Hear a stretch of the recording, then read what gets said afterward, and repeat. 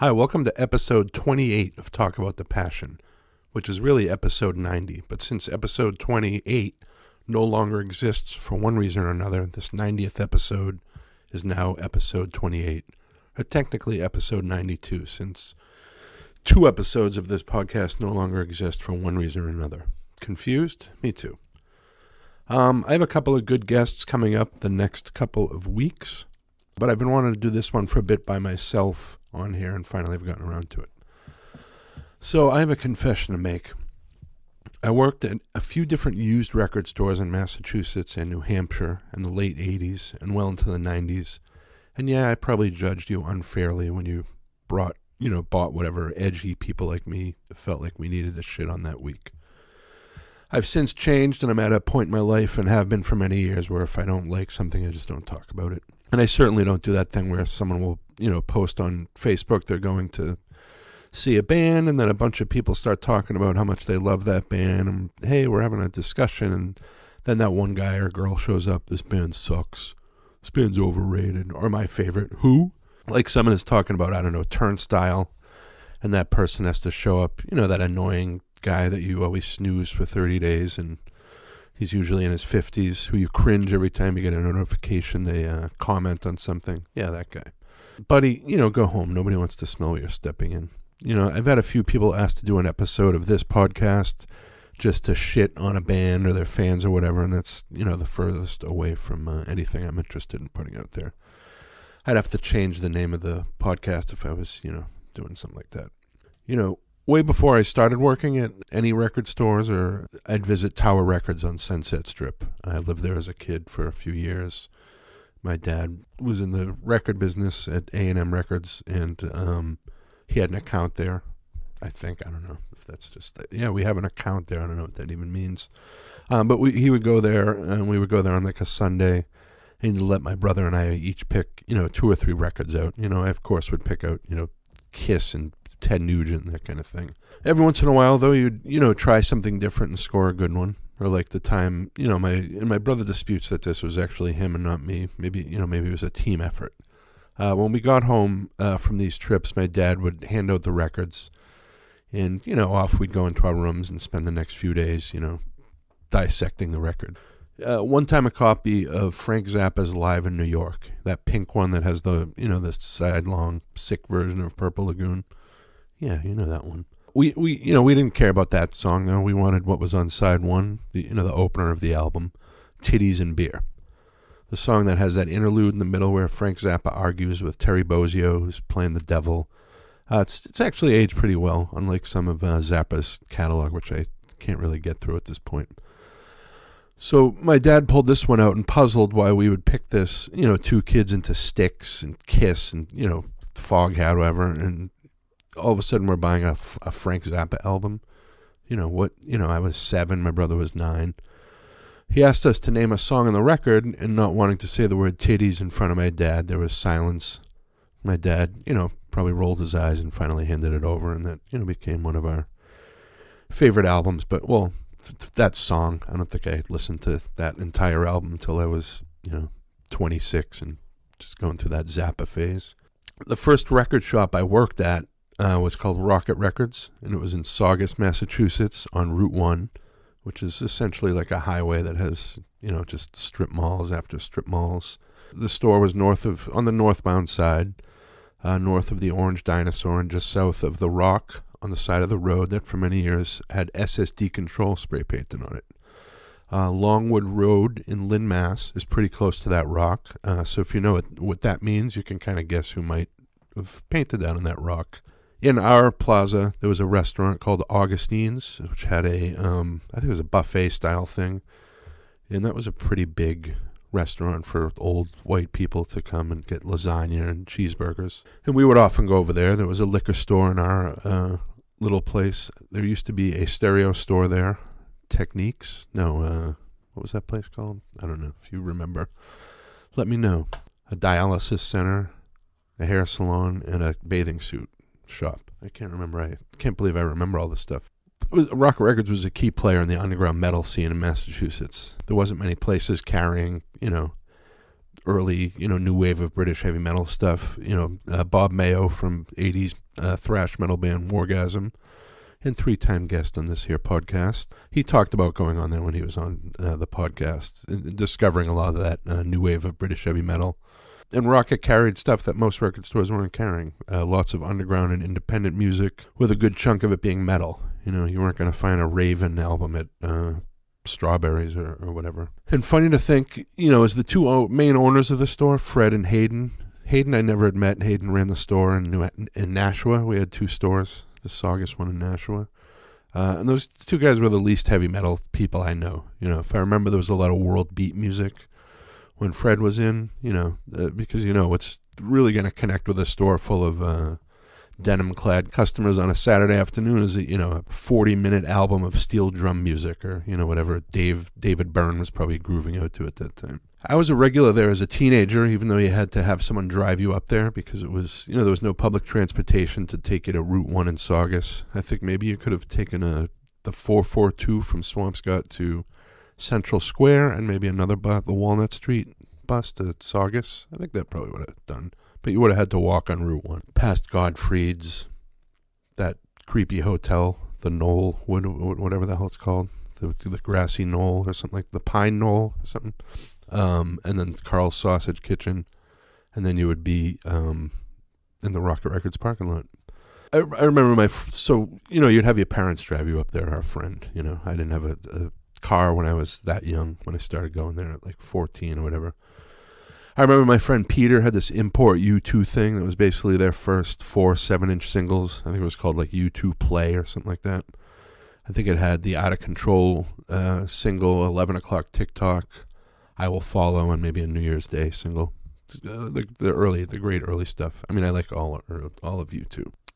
I bet Bono was rocking a World Beat album or 2 back in the day too. I think Peter's dog or something chewed that record up, and he made his mom drive up to Rocket to buy him another one. And, he lived in the big house section of Swampscott, so it was a much more of a longer drive than I had, because they were on the more northern side of Swampscott, closer to the Marblehead, border, where I lived in the more blue-collar side, right on the line of Lynn, Massachusetts. My brother worked there when I was a teenager, and I was eventually hired. Apprehensively, as the owner said, they had a policy of not hiring family members, brothers specifically. And thinking back on that, there's no way that guy had any list of policies, Imagine him and Hayden in some, candlelit cabin in the woods. Bring me the scroll, I have a policy to add. This little 2-foot imp in a long cape comes scurrying out of the darkness and hands Hayden the scroll. Rocket Records will not hire anyone who shares the same blood. If it is found that an employee shares blood in any relation up to and including third cousin, they shall be punished by 3 hours of steel drum music. Fred eventually bent that policy and hired me to work on the weekends for credit. I had a job during the week at the supermarket or something like that, and then I'd work there for credit. I don't remember what I even made, but it was right after I graduated high school, so it was probably like $42 in credit or something. But I was psyched, free music, kind of. I ended up working there until they closed in the early 2000s. My brother left at one point. Our good friend Al Quint took over as manager, and I went on to making actual money there instead of credit. But I would often, because I was there, I would often spend a good chunk of that money there. Al would pick me up in the mornings. We would work together, and he was my boss, sort of. He was also a bandmate and a good friend for a few years at that point. Al eventually left, and the store was bought out by 2 other people. One being a friend I knew from Newbury Comics, and this guy, Keith. Her and Keith, Kara and Keith, ran the store through the late 90s, I guess it would have been. I don't remember the actual reality of that. If he bought the store or they did it together or what, but Kara remains a good friend to this day. And actually, before they bought it, Greg Delaria worked there for a little while with me. If you're in the metal scene in Boston, you definitely know who Greg is. And that was always fun working with him. I've known him since the early 80s. Kevin Baker, who sang in the Hope Conspiracy, worked there for a little bit. And, good dudes. So, Keith and Kara took it over. I worked there for about 11 years. Kara I still talk to. Keith I've lost touch with, but did hear recently had some health setbacks, so that was sad to hear. In the late 90s, I got a full-time job at the record label Rounder Records, where I'd worked for about 11 years, slinging Raffi CDs and Alison Krauss music. At that time, I remained at Rocket, though, on the weekends and an occasional night shift. During my, entire time at Rocket Records, we obviously had our share of regulars. Some were awful, like this guy Zipperhead Ed. He would come in, and he was like this big, giant Polish guy. He was probably in his late 20s. He had a flat-top haircut and a big space in the middle of his teeth like David Letterman or Flea. He basically looked like Alfred E. Newman, like jacked up on steroids. He would come in and buy like 3 used cassettes at a time and then try to return one later that day, or, come in and try to sell you 7 tapes. And it was always like, I don't know, like the second Junkyard album, a Quiet Riot album you never even knew existed, and then 5 Tesla tapes. You'd say, okay, Ed. We didn't call him Zipperhead Ed to his face. How about $5 credit for these 9 cassettes? He'd agree, and he'd get the $5 credit, or $37 worth of cassettes he bought a month earlier, and use it to buy like 1 Dawkins tape, and then he'd owe us $2. The reason we called him Zipperhead Ed was because he was an idiot. He would stand there and have small talk with you and just stand at the counter with this weird, half smile on and ask mundane shit. Hey, you think you guys will get that new LA Guns when it comes out? Yep, Ed, sure we will. Good old Zipperhead Ed. I wonder how he's doing. Hey, you ever listen to Badlands? I remember one time there was a Voivod tape sitting on the counter, and he picked it up and he goes, Vivid? I go, nope, Ed, Voivod. See the O? Oh yeah, Zipperhead Ed. And then there's the regulars who hung around and you'd shoot shit with them for hours, and they were like fine to be there. One of these guys was my friend Bro. We were going to Salem State College at the same time, where I wasn't paying any attention to anything remotely that had to do with school.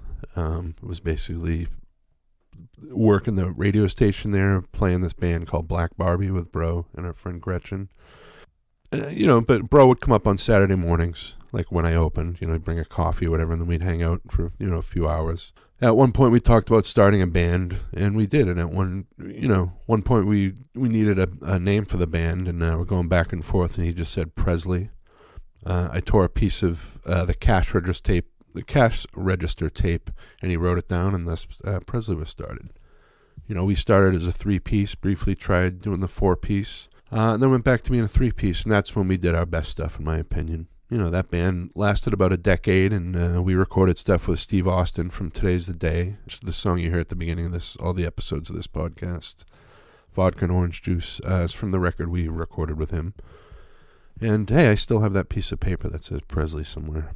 And Bro now owns a great record store up in Salem, Mass, but we'll get to that in a few minutes. Yeah, we also we recorded with Tim from Green Magnet School and Black Helicopter, which Arnie, our bass player, went on to play with Black Helicopter until recently.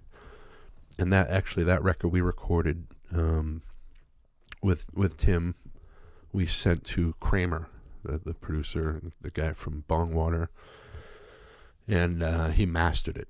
And but we never put that record out. But I remember I sent that tape, the files down to Kramer, digitally. Oh no, maybe we sent him a CD. I don't remember. But and he sent me an email, and he goes, "Your music crashed my computer. There was something wrong with the file or something like that."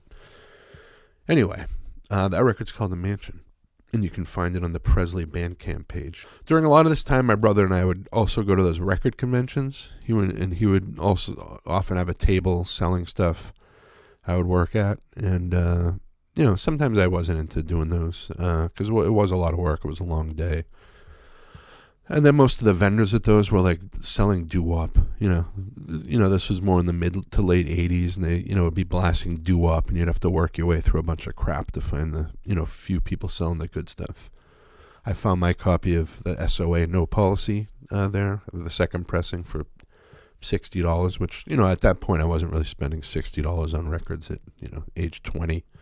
But I'm glad I did, That's one of the few records I've managed to hold on through the years. And you'd get to know the dealers over time. But, they'd just be fucking blasting doo-wop music, and there would just be a sea of those guys in those satin baseball jackets that all, so-and-so is fucking, Saturday sock hop or some, it was like I know a lot of people in the rockabilly scene, and they get like a bad rap. Not a bad rap, but they're an easy target for a lot of people. But I feel like this was sort of like a precursor to that, but these guys weren't like good looking and dressed well like the rockabilly people. These were like guys that looked like, the Big Ragu from Laverne and Shirley, or, with the curly, greasy hair, and, Frank's Karaoke Company, jacket. It was one of those guys that used to come in Rocket Records that had, what was that guy's name? It was Moose or something like that. And he wore a satin jacket, and he was like, he would come into Rocket Records, and he was another one of those guys that would just fucking stand there and talk to you, and you would feel like, I'm going to fall asleep while I'm talking to this fucking guy. And he talked like this. I remember he talked like this. He'd be like, hey, I was at the store last week, and this guy's, he's selling this for $4 cheaper than you guys are, Just so you know, they get it $4 cheaper. Yeah, and then he would talk about the karaoke bar he was, singing at that night. Yeah, I'm going to do 2 Billy Joels tonight, and, maybe I might try that Robert Plant song, Yeah, I'm glad that guy's not in my life anymore in any kind of capacity whatsoever. He might be dead for all we know. You know a guy named Moose out there that frequented karaoke bars around Saugus or, Peabody? Let him know we're still out here. But so back to these record shows, you could find good stuff. And, every once in a while you'd find that cool booth, and they'd have, Venom 7 inches and stuff. And, like I said, I got the SOA single there, and my brother would sell a lot of stuff there, and he made pretty good money. Yeah, so one of the dealers was this guy Ron. He owned a store. I didn't really know him that well. My brother did, but I was kind of shy at that point, so I didn't really pay that much attention when people were talking to us. But this guy Ron was hyper, and he never stopped fucking talking. He had this big wide eyes and a smile. He almost looked like, if you've ever seen that movie Magic with Anthony Hopkins, that puppet Corky, he kind of looked like him. And if you know that movie and you know Ron, you'll know exactly what I'm talking about. I saw Ron like 3 years ago for the first. I should probably talk about that at the end of this, but it doesn't really matter. But I saw Ron at an Iron Maiden concert a few years ago here in Mansfield, and so it was cool to see him. I had seen him since I left his store. But so he was this hyper guy, and he would always come and talk to us, and he was one of those guys who would, like, while he was talking, he would, like, rock back and forth, and, like, couldn't stand still, and he was always dressed like a kid. He dressed like Charlie Brown, kind of like shorts, a t-shirt. It would be the dead of fucking winter, and he's wearing, like, a gray t-shirt, no gloves or anything, white socks pulled up, Keds or whatever. He was definitely a character, and one of the few guys I liked, enjoyed talking to because of that. So at one point he mentioned he had a record store up in Billerica, Massachusetts. My band at the time was this band called Lugnut, and we practiced in a practice space, which was in Billerica on Route 3A, and it was attached to this place that sold swing sets and yard statues, that kind of thing. So it was weird. Only Living Witness practiced there. And there were often times when they were there, and it was futile to practice because they were so loud, but also amazing because, hey, we can sit here and listen to Only Living Witness, run through an instrumental version of Slug 6 times in a row, or we can play our stupid, Caius derivative fucking crap that 7 people are going to see us play at some point. But I remember being there up there at once, and as most bands did during the downtimes, you'd fuck around with cover songs. And they started jamming out. It was just the band. No, Jonah wasn't there. But they were doing a Spin Doctors song. And, years later, I saw guitar player Craig Silverman posted videos on Instagram of him posting, like, playing guitar solos from stuff from Journey to, Metallica, whatever, everything in between. So I think he is, aside from being just a great guitar player and that's played in some amazing bands, Only Living Witness, Agnostic Front, Slapshot, Blood for Blood. I mean, come on. But he's a talented guy, and I think he must be an encyclopedia of music because, You see him play all these great solos. Anyway, speaking of Jonah worked at Ron's record store in Bill Ricker, which was called Slip Disc Records. And I think Ron was actually trying to fill his position because I never worked there while Jonah worked there. I went up and interviewed with him and was hired on the spot. My first day working there, he had me also close the store by myself, which I thought was kind of weird. He's like, yeah, just come in. Here's a key. I trust you. I'm like, okay. Before he left, though, there was this bag of small rubber bands behind the... Mind you, this is like the second time in my life I've been like alone with this guy. Before it was always like, in at a record convention where there's, a bunch of, my brother, those guys in the satin jackets with the karaoke, probably that guy Muth. Hey, how's it going? And Ron, so I knew this is the first time I'm alone with him. And before he leaves, there's this bag of small rubber bands behind the counter, and he grabbed a few and said something along the lines of, yeah, I put these on my dick so I don't get off too quick. So when he said that, I knew I was going to enjoy this job. And this was another job where I met a lot of guys I'm still good friends with today. First, my coworker, Ken, we played a lot of shows together. At the time, he played in a band called Big John Stud with...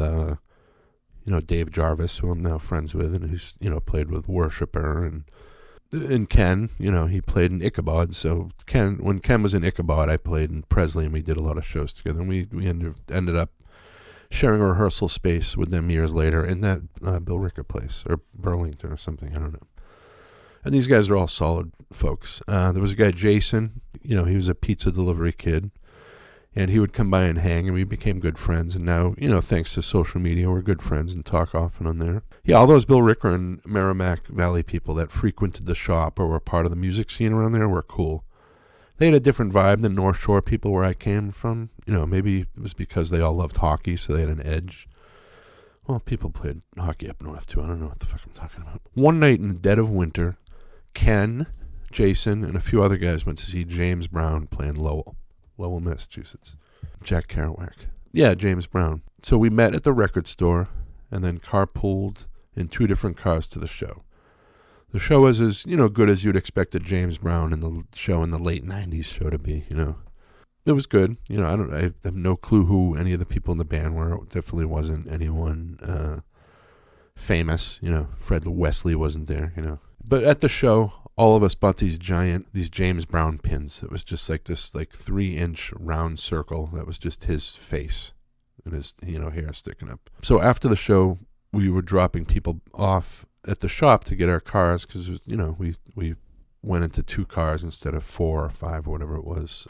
And because it was so cold, some people had to use the bathroom and warm their cars up. So I opened the store up and we went in there to do that. The shop was in a strip mall in the middle of town. So, of course, when someone drove through that parking lot and saw cars in front of the record store and people coming in and out, they called the police. Ken was pulling his van out of the parking lot in front of me. There was a red light. And right when it turned green, 3 or 4 police cars surrounded all of us. They had us all get out at gunpoint, literally. Lay face down on the ground. Mind you, it was probably 6 degrees out. It's January at, 1 in the morning. They asked us over and over what we're doing there. I was finally able to explain I had the key to the store, and although, I'd rather he not, he could call the owner and confirm who I was. I honestly, at this point, don't remember what the solution was. I don't know if they did call Ron or if I just gave the guy the key and he went and tested it. All I know is when they finally let us all stand up, all 6 of us were wearing those big James Brown buttons on our jackets. And it just looked funny. We caused a lot of ruckus in that store. I remember after hours, we would often hang there in the back room and shoot the shit and smoke a couple joints, which probably would have been frowned upon by Ron in retrospect. One night, Ken or I sprayed a fire extinguisher in the air. It was one of those yellow powder ones, and it went over pretty much the entire CD area of the shop. So that was fun to clean up. But, months later, Ron would be ringing something up and it would have yellow powder all over it. And he'd go, what the fuck is this? And you'd have to make believe you had no idea, So maybe it was, I don't know, chalk dust. There was some teachers in here looking through the Paul Simon CDs the other day, and they had chalk dust all over their, tweed blazers, and here we are. Next door to there was a pizza shop. On a couple occasions, there was a way to sneak in there, crouch down really low, and open that little metal ingredients thing where they, take all your stuff. the ingredients, to make your thing and make yourself a sub. I think you could even make a pizza if they had just left and the ovens were still warm, This is just something I heard happened. I don't know if it actually did happen. Ron ran that store kind of weird, but it worked. Since distributors charged so much for, wholesale for new releases, on Tuesday mornings when new records would come out, he'd go to Circuit City in Nashua, New Hampshire, where there was no tax, and he would buy multiple copies of all the new releases for, $10 with no tax, and then we'd sell them for $15. At one point, he got into the bootleg tape world, which was a nightmare. We constantly had these, 7 tape machines running, copying just terrible sounding live shows on cheap TDK tapes. He had a summer shop at Hampton Beach in New Hampshire, and I would work there on the weekends, which was often pretty hard. 10 a.m. to midnight. There was no bathroom in there. You had to go to the hotel above us, so it's, 1:07 p.m., and you realize you have to pee, and there's 5 people in there. The place was tiny. You have to wait until they leave. All of a sudden, there's one person left, and you have the back in 5 minutes sign in your hand, ready to go. And just as they're leaving, a guy comes in with his 10-year-old son to look at Beanie Babies. Oh, yeah. Ron started selling Beanie Babies at one point. That was a whole type of person to deal with, I tell you what. You think us, nerds who talk about, different versions of an album that were, made at a different pressing plant are awful to talk to? Well, wait until you meet a snobbish Beanie Baby person. They would turn their noses up at you. Why are you selling this for that much? Everyone has this one. This is ridiculous. Dude, I'm just trying to make enough money to buy an 8th of fucking weed tomorrow and take my girlfriend to see the Lemonheads next week. I say, wearing a Stussy hat over my goateed head. He'd leave and you'd finally get to go upstairs and pee at, 2:07 now. He'd leave and you'd finally get to go upstairs. I think at one point I was working the full-time job at Rounder during the week, and Saturday and Sunday 10 a.m. to midnight, or maybe earlier.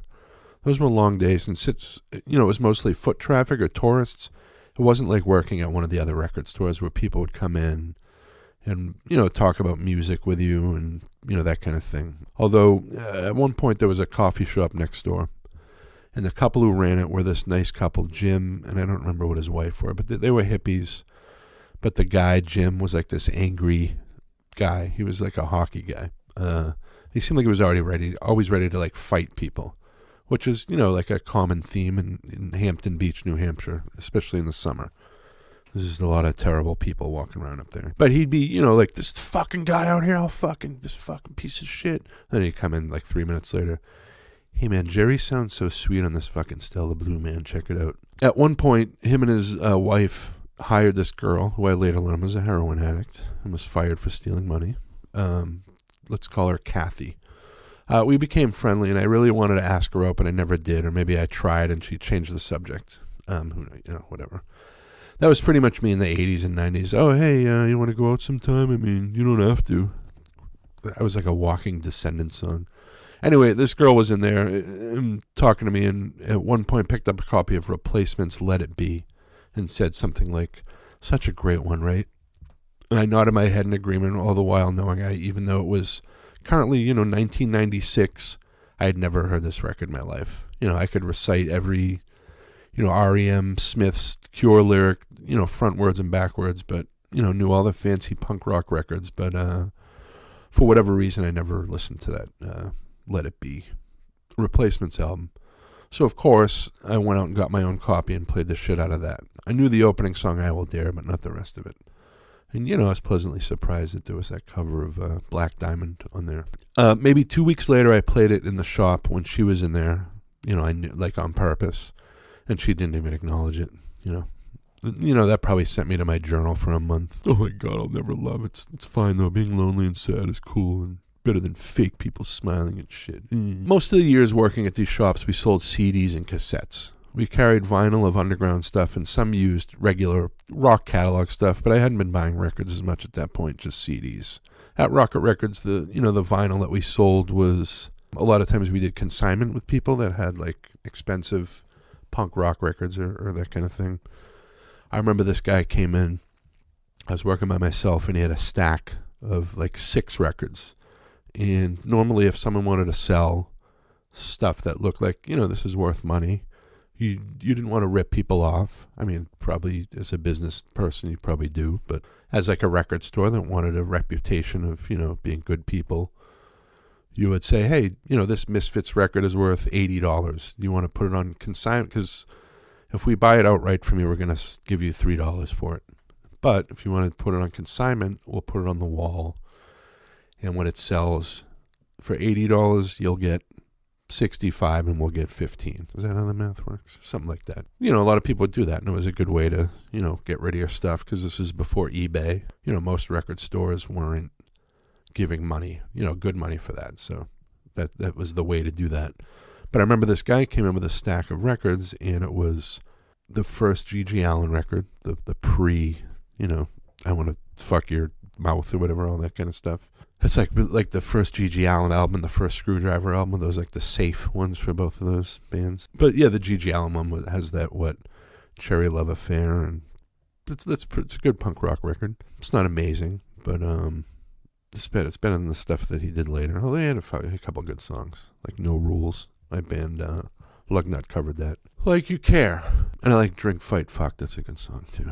And that's my motto too, so that's kind of why I like that song. But this guy, he had that, and he had maybe like an Fuse record or a GBH record, the Crucifix, Dehumanization, maybe a Boston Not LA. It was like 5 or 6 records. So, he said, I'd like to get rid of these. I was like, all right, well, and I kind of explained to him the thing I just talked about, where, we only really give a few dollars for this stuff, but if you'd want to do it on consignment, blah, blah, blah, we can do this. And he said, oh, no, I just wanted to get the new, whatever the fucking Matchbox 20 CD or some fucking thing like that.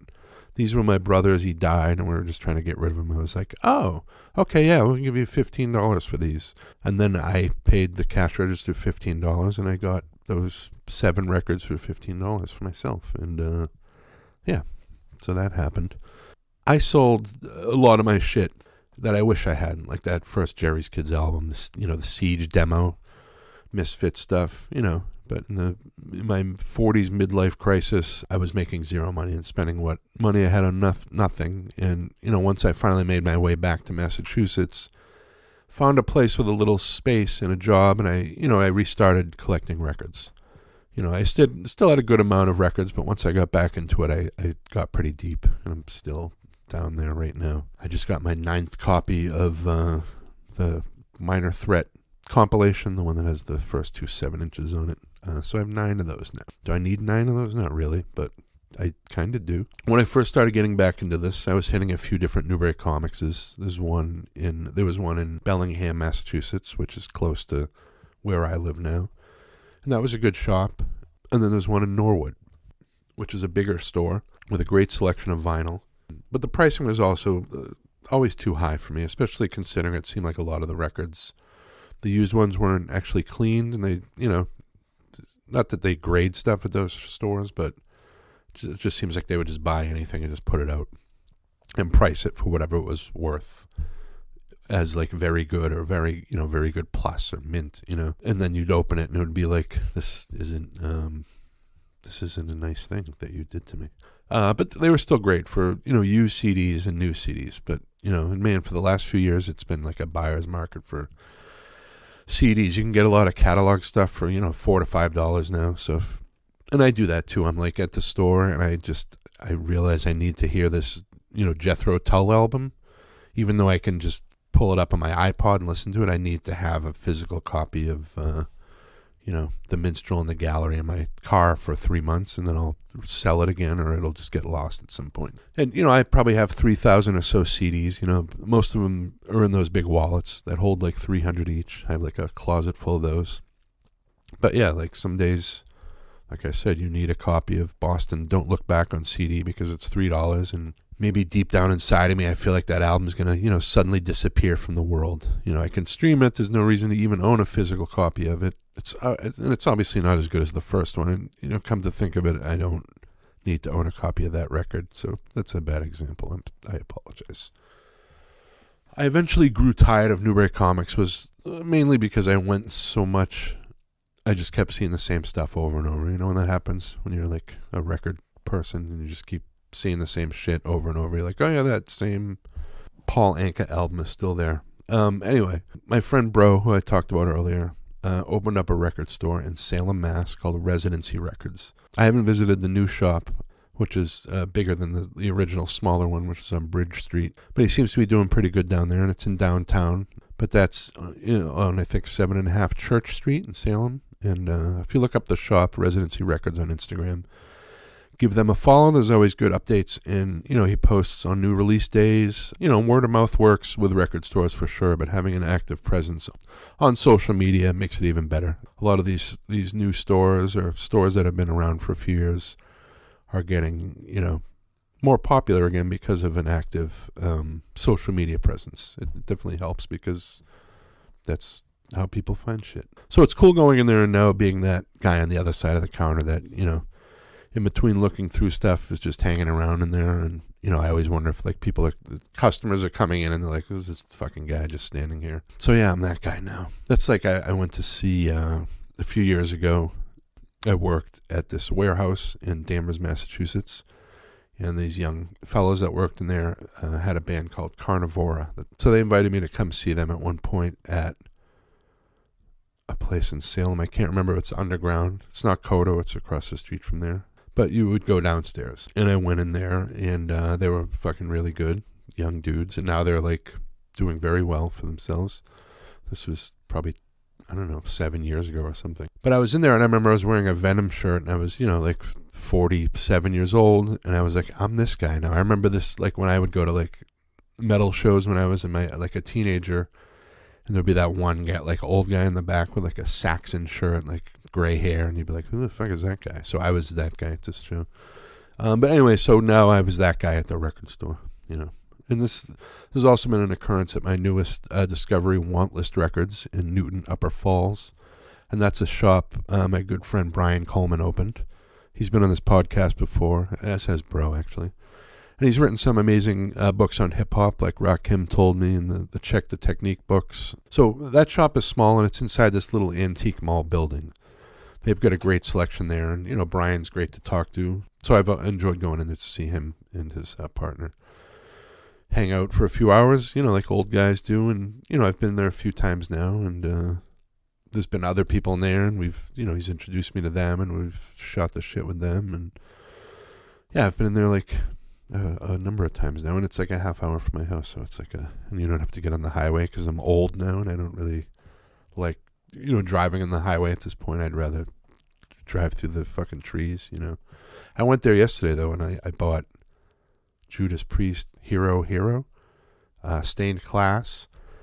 I bought a 12-inch of Run DMC King of Rock, which I might have, but I don't know. I like those profile 12-inch singles, the red ones, and I have a bunch of Run DMC ones, but I don't know if I have King of Rock. I probably won't look for another 2 weeks, but I have another one now.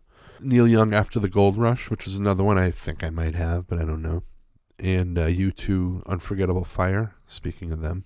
Yeah, and and I love going to that shop because he always has good stuff. And another one, he does a lot of stuff on social media.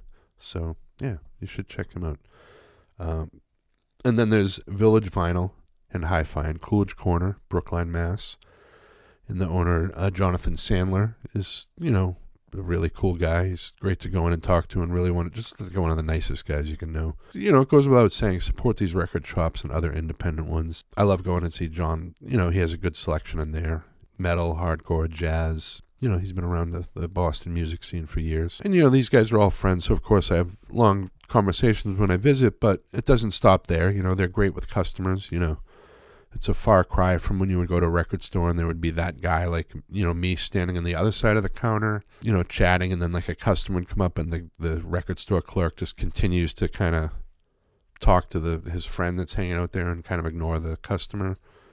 These guys, my friends, Bro, Brian, Jonathan, are there for the customers, and they're helpful, and these guys are all knowledgeable people, and at the end of the day, they want to spread music to people.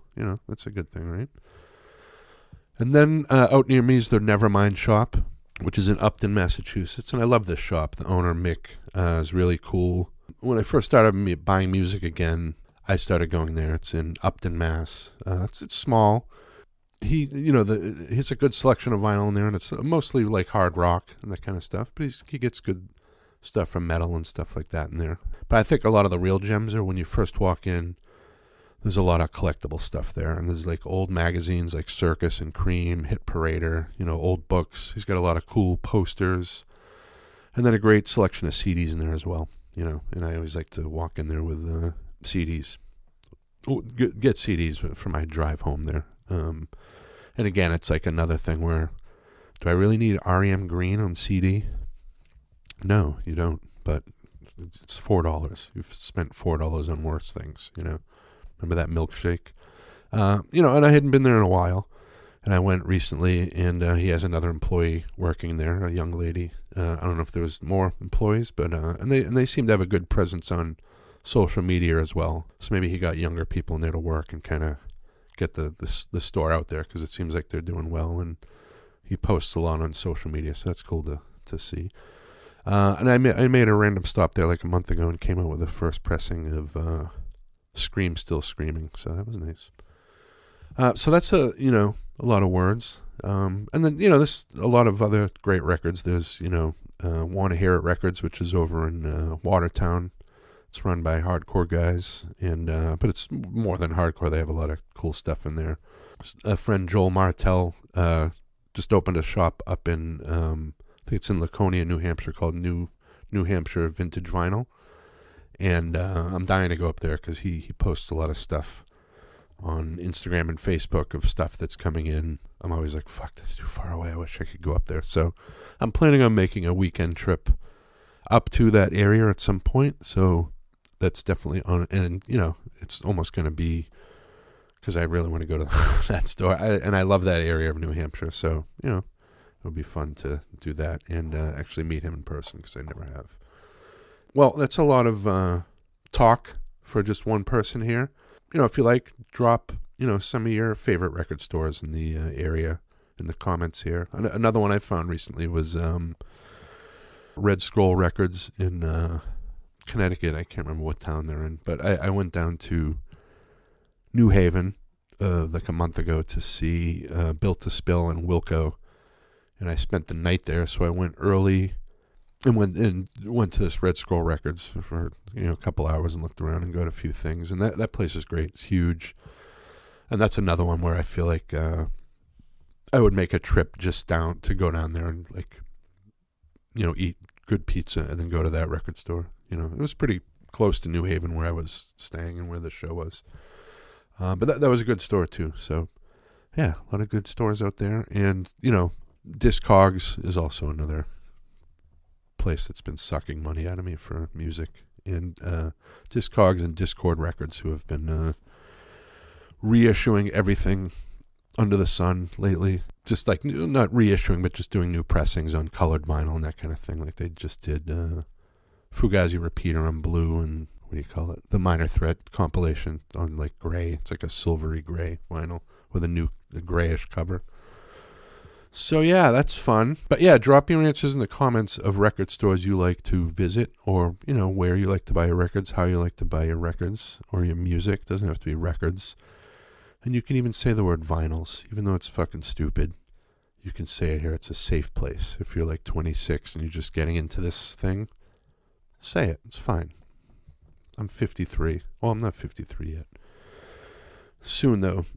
Anyway, this concludes episode 28. Which is actually episode 90, but technically episode 92. Thanks for listening.